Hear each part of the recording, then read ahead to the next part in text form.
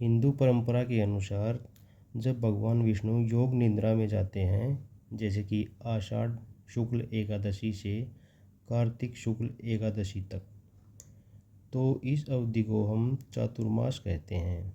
इस समय में भगवान विष्णु शेषशायी होकर क्षीर सागर में योग निद्रा करते हैं। 4 महीने तक सृष्टि के पालन का कार्यभार भगवान शिव और ब्रह्मा के सहयोग से देवी देवताओं को सौंप दिया जाता है। विशेषकर शिवजी और देवी शक्तियाँ धर्म और संसार की व्यवस्था को बनाए रखती हैं। इसी कारण चातुर्मास में विवाह, मांगलिक कार्य और बड़े उत्सव नहीं होते, क्योंकि विष्णु जी स्वयं विश्राम अवस्था में होते हैं। चलिए अब मैं इसके बारे में आपको थोड़ी सी विस्तृत जानकारी दे देता हूँ।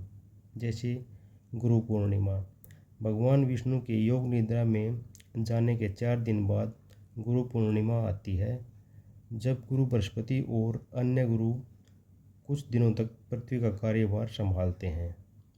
गुरु पूर्णिमा के बाद सावन का महीना आता है।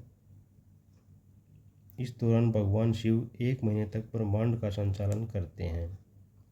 सावन के महीने के बाद भाद्रपद और गणेश चतुर्थी आ जाती है। यह 19 दिनों तक भाद्रपद का मास चलता रहता है, जिसकी जिम्मेदारी भगवान श्री कृष्ण संभालते हैं। इसके बाद गणेश चतुर्थी के 10 दिनों तक भगवान गणेश पृथ्वी का भार संभाल लेते हैं और उसके तुरंत बाद पितृपक्ष और नवरात्रे आ जाते हैं।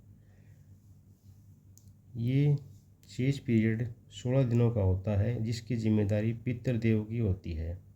पितृपक्ष के बाद आने वाले 9 दिनों तक माँ दुर्गा पृथ्वी का कार्यभार संभालती है और उसके बाद श्री राम आते हैं, जो राजा रावण का वध करके अयोध्या वापस लौटते हैं और हमारी बुराई पर अच्छाई की विजय होती है। इसके बाद माता लक्ष्मी आती हैं और उस टाइम दिवाली का त्यौहार बड़े हर्षोल्लास के साथ मनाया जाता है और घर घर दीप जलते हैं।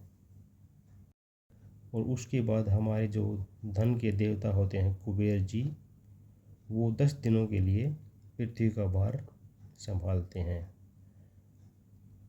और अंत में देव उठनी एकादशी आती है। इसके बाद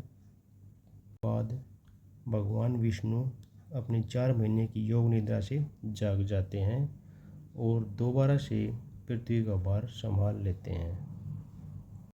तो दोस्तों, ये थी श्री हरिनारायण की योग निद्रा की प्रस्तुति। वीडियो अच्छा लगा हो तो चैनल को सब्सक्राइब करें और कमेंट में जय श्री हरिनारायण अवश्य लिखें।